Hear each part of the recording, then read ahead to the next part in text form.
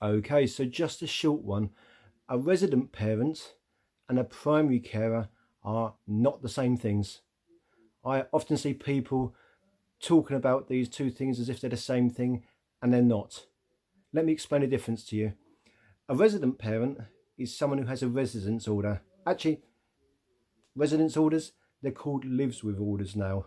But a lives with order parent isn't quite as snappy as a resident parent. So if you go to court and you talk about a residence order, everyone will know what you're talking about. As you'll know, being a resident parent doesn't give you many powers apart from being able to take your child away for 28 days without permission of the other parent. Nothing else, nothing to do with doctors, nothing to do with being able to call the police, nothing at all. It's a simple order that the court can make. Now, being a primary carer is something that comes without an order. A parent that cares for the children over 50% of the time is the primary carer. It's not something that a court orders. It's just a statement of fact, a statement of situation. When it is relevant, when it does come into play, is when it comes to things like child benefit, child tax credits. The CMS will deal with the primary carer. They'll be the ones that receive child maintenance. They'll be the ones that receive child tax credits, but it's got nothing to do with a court order.